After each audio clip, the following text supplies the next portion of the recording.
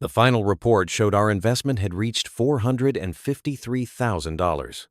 Rachel smiled, standing behind me as I read the numbers. See, Michael really did it. You never believed in him, but look at this. I wanted to believe. God, I needed to believe. But something in my gut twisted. So I drove to the warehouse listed on the investment documents. I remember thinking, if I'm wrong, I'll owe her an apology. But when I arrived, the building was empty. No lights. No shipments. No company logo. Just broken windows, peeling paint, and a stray cat that darted through a rusted fence. I asked the mechanic next door who was renting the space. He laughed. Buddy, that place hasn't been touched in years. That's when it hit me. Michael's company wasn't just underperforming. It didn't exist. And my wife, Rachel, the woman I'd trusted for 12 years, she had been part of the plan all along. This wasn't a bad investment. This was theft. And not by strangers. By family. My name is Thomas Chen. I'm 41 years old. And I'm about to tell you how the woman I built a life with stole everything we had. Have you ever trusted someone so completely, only to find out they were planning your downfall from the start? If it happened to you, what would you do? Tell me in the comments. And subscribe to Revenge with Max if you're ready for the true thievery single day. Rachel and I weren't flashy. We didn't travel often, didn't buy new cars every 3 years, didn't post brunch photos with 15 avocado toast. We were the couple who clipped coupons, packed leftovers, and checked bank apps before ordering dessert. I met Rachel 12 years ago at a friend's engagement party. She was wearing a navy blue dress with a chipped gold necklace and a tired laugh that sounded honest. She taught second grade at a public school in Tacoma. I was a junior software engineer trying to pretend I didn't hate networking events. We bonded over a shared love of documentaries and mutual hatred for small talk. 1 year later, we were married. We bought a modest home in Federal Way 2 bedrooms, a decent yard, nothing fancy. I set up a small home office. Rachel decorated the guest room with hand-me-down furniture from her parents. We lived frugally by choice. Every year, we took the tax return and stuffed it into a high-yield savings account.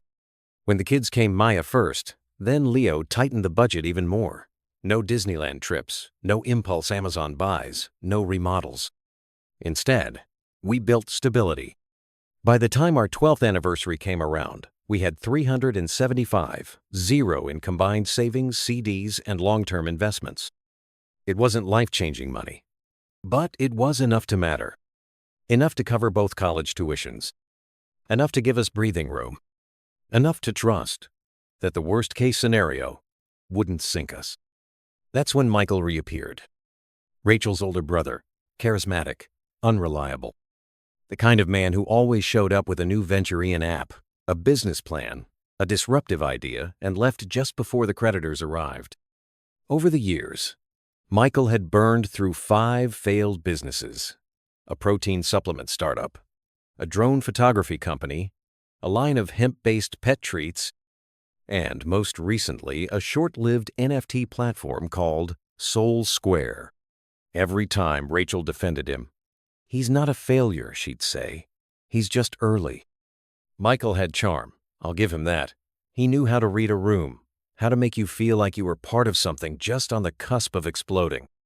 But I'd seen the aftermath, the unpaid vendors, the bounced checks, the vanishing websites. So when Rachel came home one night saying, "Michael's finally found something real," I braced myself. "He's launching a medical supply company," she said, excitement buzzing under her words. "They've already signed 2 distribution contracts. All he needs now is capital to meet inventory demand." I raised an eyebrow. "Medical supply? Since when is that his area?" "He's partnered with someone who's been in the industry for years," she explained. "Plus, he's handling operations, not product development, logistics, marketing, strategy." I said nothing. Rachel continued, voice softening. "He's asking for investors. Family only. Small circle. He said he doesn't want to involve strangers before we scale." I stared at her. "And you think we should give him money?" She reached across the kitchen table and took my hand. I think we should invest. Not give, not lend, invest. I sighed. How much is he asking for? Her eyes didn't flinch. All of it. Silence stretched between us. I know how it sounds, she added quickly. But Thomas, this is the opportunity we've been waiting for. If we invest now, we could triple it in 2 years. He showed me the projections, the supplier deals, everything. It's real this time. I wanted to say no. I wanted to point out every red flag. But Rachel believed in Michael with a kind of blind loyalty I didn't fully understand. And somewhere deep inside, I believed in Rachel. So, I did what every overthinking husband eventually does. I compromised. We set a meeting. Michael came over with a PowerPoint, a pitch deck, and a box of catered pastries. The documents looked clean, branded, glossy. There was a business registration number, a warehouse address in Tacoma, even staged photos of staff loading boxes onto a delivery truck. Rachel leaned against the counter, watching me read, eyes full of hope. And that's when I made the worst decision of my life. I nodded once, and we wired the money. The first report came exactly 30 days after the transfer. It arrived in my inbox at 7:15 a.m. A clean 3-page PDF with professional branding and a signature line from Michael Chen, CEO, Medvest Supply Group. The header read, Quone Growth Report. Confidential. Partner access only. The report detailed inventory projections, shipment volume, revenue growth, and expected quarterly margins. It came with 2 embedded photos, one of neatly stacked boxes in a warehouse labeled Tacoma Fulfillment Center, and another of 3 men in branded polos unloading crates from a delivery truck. Everything looked polished, legitimate. Even the typography was consistent. Rachel stood behind me as I scrolled, sipping coffee like nothing in the world could go wrong. See? She said. He's really doing it this time. I wanted to be happy. But something about how perfect the report looked, it didn't sit right. The kind of startup we had funded shouldn't have marketing materials this refined in month 1. Still, I said nothing. The next month, another report arrived. Then, another. Q2 margins were up. Q3 projections were exceeding expectations. There were mentions of upcoming hospital partnerships, exclusive distribution agreements, pending final signatures, and international supplier interest. Our 375, according to the reports, had already grown to 417, then 439, then 453, Rachel started talking about early retirement. She browsed Zillow listings in Sonoma, joined a Facebook group for people exploring slow living. She started journaling, again writing gratitude lists and manifesting new chapters. One night, while we were doing dishes, she asked, "If we hit 7 figures, would you still want to work?" I laughed. "I like working." "Yeah," she said, "but maybe not 60-hour weeks. Maybe something slower, freelance, consulting." She smiled like she was seeing a different version of me, a man unburdened. I played along. I wanted to believe. Because belief was easier than doubt. We took the kids to the coast that summer 3 days, 2 nights. Rented a small Airbnb with ocean views and no Wi-Fi. Rachel let herself relax in ways I hadn't seen since the kids were born. She danced barefoot in the kitchen, sang off-key in the car, bought expensive wine at the local shop without checking the price tag. "This is what it's all been for," she whispered one night on the balcony. "All the saving, all the discipline. We did it right." And for a moment, I believed it too. But doubt doesn't die. It hibernates. It stirs in quiet moments, in patterns too smooth, in stories too well packaged. One night, I noticed something. The same man appeared in 2 different photosanse as a warehouse worker, once as a delivery driver. Different shirts. Same face. Another time, I clicked a link in the investor email that went to a sleek website with impressive stats, a leadership team page, and product catalogs. But the contact address listed at the bottom? It pointed to a shared P.O. box at a strip mall I recognized from our old neighborhood. I told myself it wasn't worth digging into. But a seed had been planted. Then came the moment I couldn't ignore. I was at lunch with Ethan, a longtime friend who managed vendor accounts for a regional hospital network. I mentioned Medvest offhandedly, mostly to impress him. He blinked. Who? Medvest Supply Group, Michael's company. He's got contracts with clinics out here. Ethan frowned. Never heard of them. If they're in medical distribution, they'd show up in our supplier registry. I review every one of those personally. You sure? Positive. My pulse quickened. You said they had a warehouse in Tacoma? He asked. Yeah. Bayshore Drive, I think? He nodded slowly. Thomas, that property's been vacant since COVID. My stomach dropped. You ever been there? He asked. No, I admitted. Rachel has, or at least, she said she drove by once. That night, while Rachel read in bed beside me, I pulled up Google Street View. The warehouse was real. The address existed, but the image was nothing like the photos. No trucks, no signs. Just a rusted gate, cracked concrete, and graffiti-tagged walls. I stared at the screen for a long time. Rachel turned the page in her book and yawned. Babe, everything okay? Yeah, I said, closing the laptop. Just tired. But I didn't sleep that night. Because something was wrong. And I wasn't just doubting the investment anymore. I was starting to doubt the woman who told me it was safe. I told Rachel I had an early client meeting. She barely looked up from her planner. Don't forget Leo's dentist appointment is at 4, she said. I'll be back by 3. I kissed her on the cheek. She smiled. And I walked out the door straight into the lie. The warehouse on Bayshore Drive wasn't hard to find. The address was printed on every investor update Michael had sent. I pulled up across the street and cut the engine. There it was. Not a bustling logistics hub. Not a shipping center feeding life-saving medical supplies into hospitals. Just a shell. Broken windows, rusted signage, a for-lease banner hanging crookedly from the fence. I sat there for a full minute, heart pounding. Then I got out of the car. A man in overalls was working on a delivery van 2 buildings over. I crossed the street, hands shoved in my jacket pockets. Excuse me, I said. Do you know who's renting that warehouse? He glanced up, wiping his hands with a rag. That place, he snorted. Nobody. Been empty since 2020. Some tech outfit looked at it a year ago, but they passed. Said the mold issue was too much. You sure? Buddy, I've worked next door for 9 years. No one's moved in.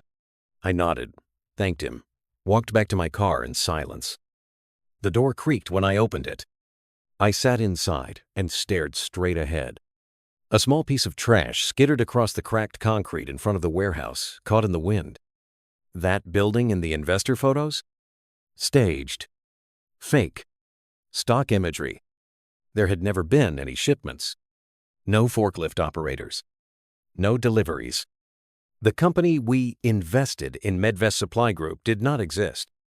I pulled out my phone, opened the investor report from last month, scrolled to the photo with the racks of medical inventory. I opened Google Images. Reverse searched the photo. There it was. Original source, a distribution center in Toronto, used in a pharmaceutical company's press release from 2018.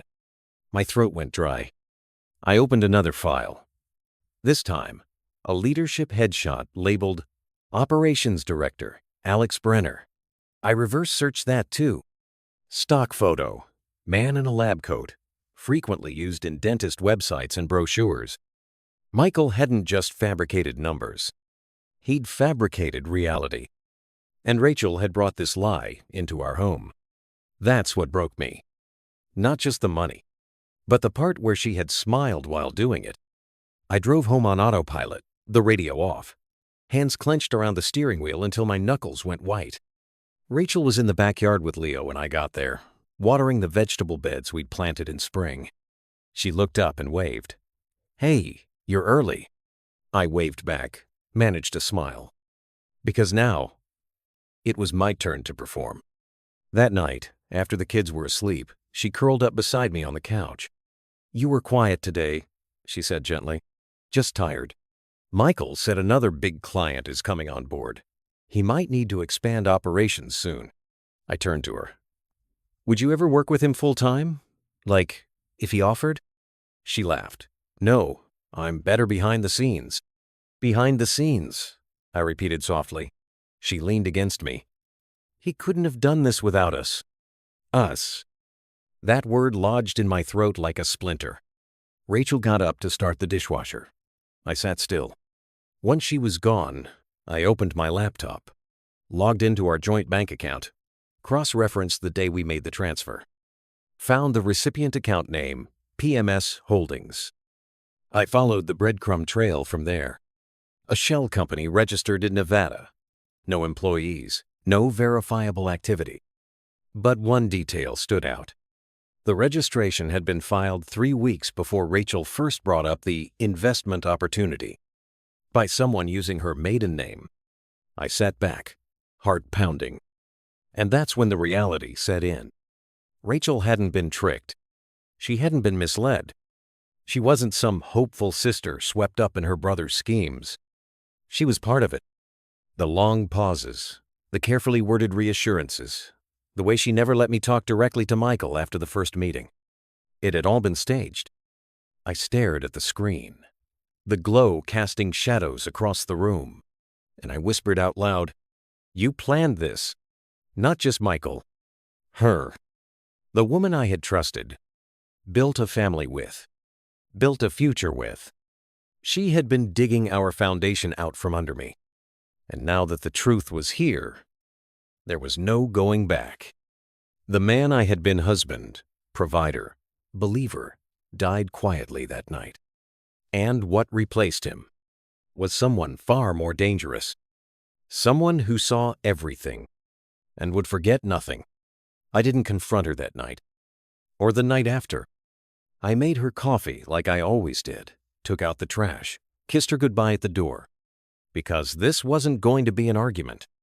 This was going to be an operation. Step 1, collect.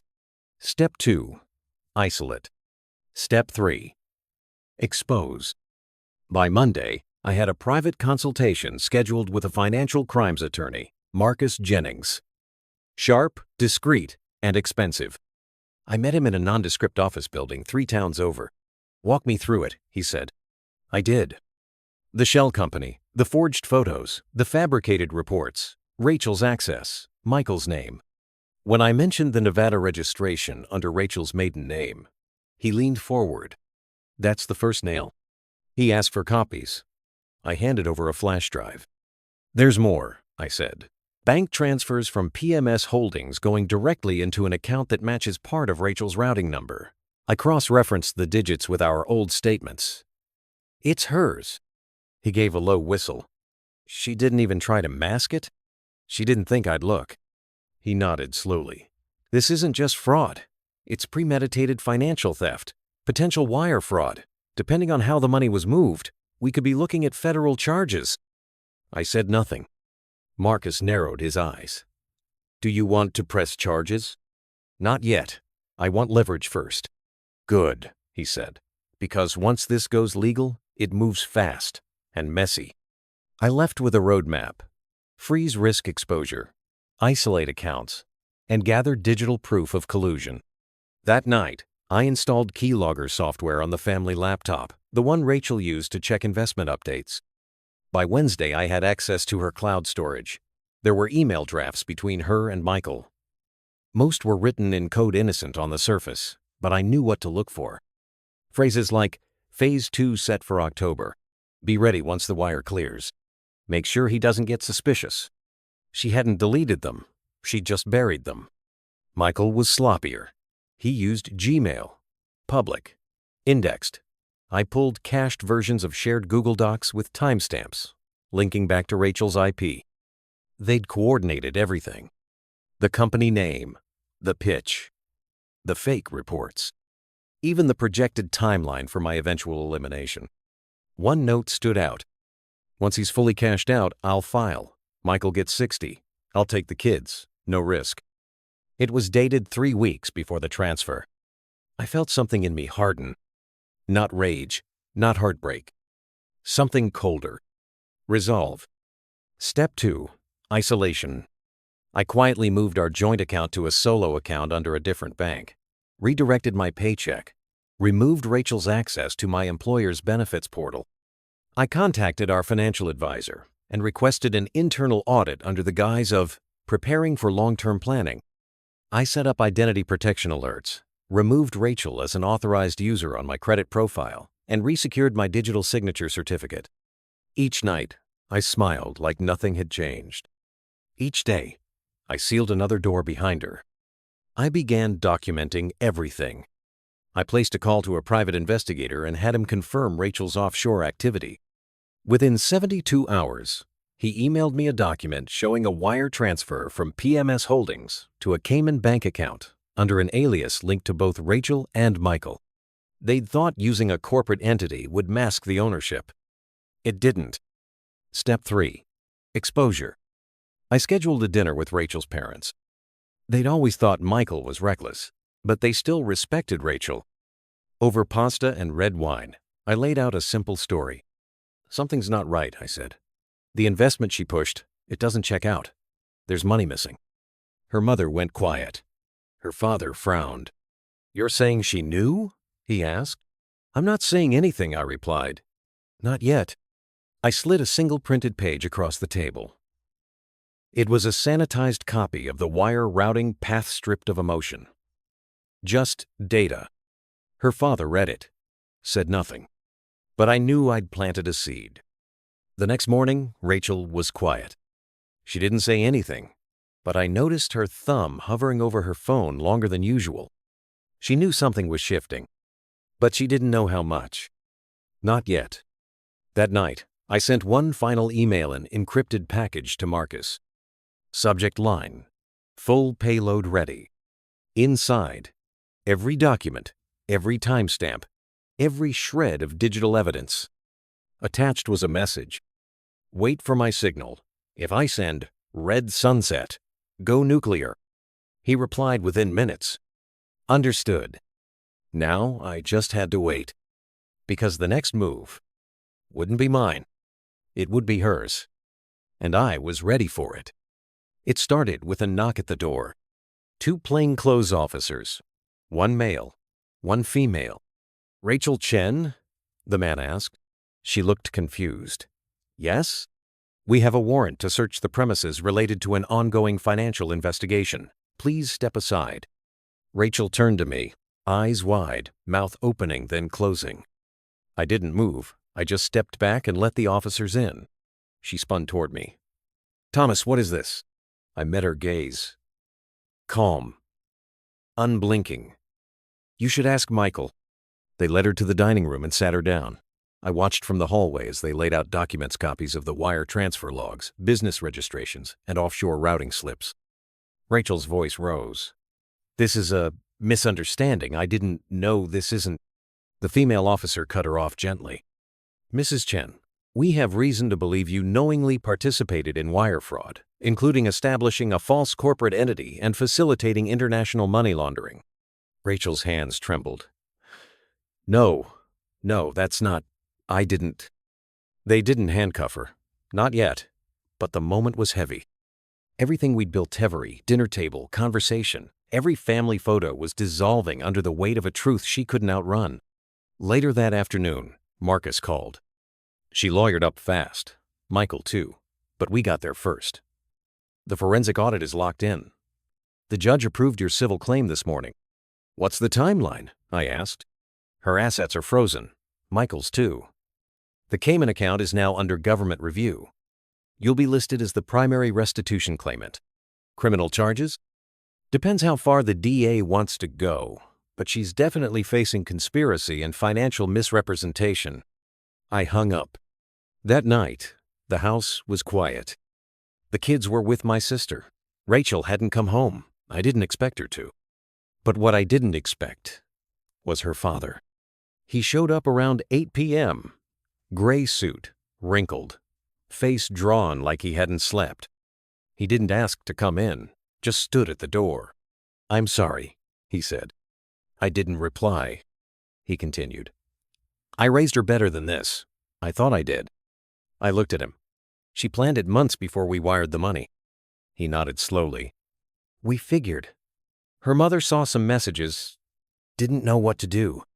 He hesitated, then handed me a manila envelope. "What's this?" "Printouts. She left them on our home printer. Looks like Michael tried this before. Different name, different investors, but same setup." "Other victims?" I asked. He nodded. "Maybe." I opened the envelope later that night. Inside were email chains between Michael and someone named LA Investors Group. Same pitch, same false photos, different target. This wasn't just family betrayal. This was organized. By week's end, Rachel was officially charged. The media didn't pick it up. It wasn't big enough for front-page scandal. But our town noticed. At the school, Rachel's colleagues whispered. At the bank, the tellers avoided eye contact.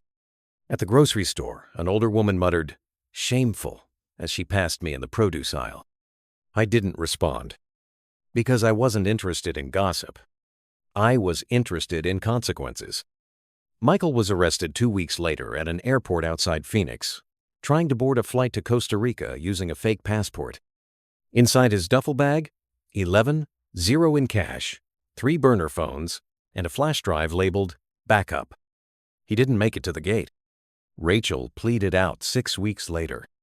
3 felony counts, 2 years of probation, full restitution order in my favor, loss of teaching license, and a permanent mark on her criminal record. She sent a letter. Not an apology. A justification. "I just wanted a safety net. You were always so careful. I was tired of being careful." I read it once. Then I shredded it. Our divorce was finalized under unusual terms. I retained the house. The kids stayed with me full-time.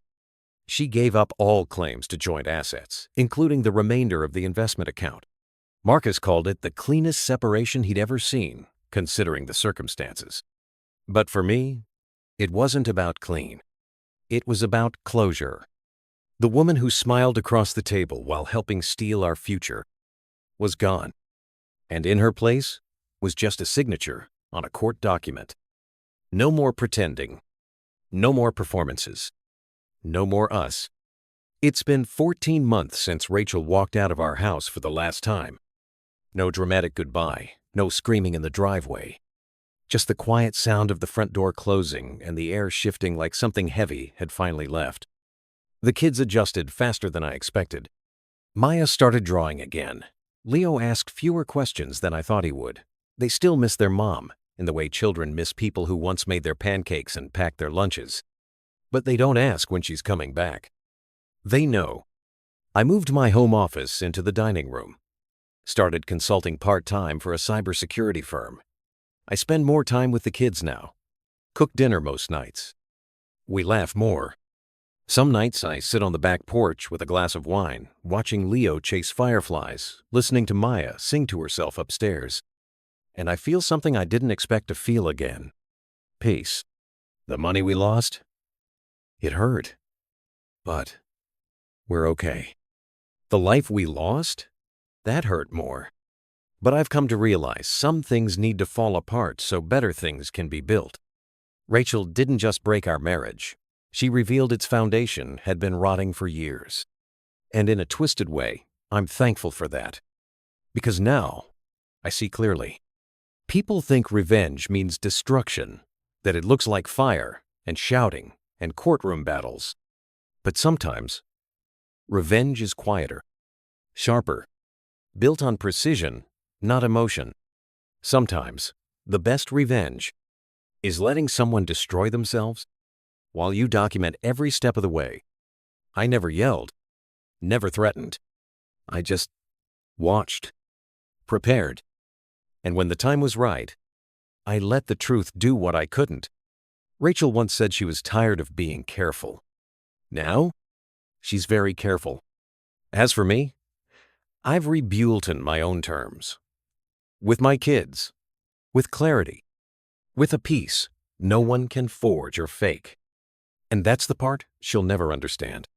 She stole our savings. She tried to steal my future. But she forgot. I never needed to get loud. I just needed to outlast her. What did you think of this story? If you were in Thomas's shoes, how would you have handled it? Let me know where you're watching from in the comments. Don't forget to subscribe to Revenge with Max for a new true revenge story every single day.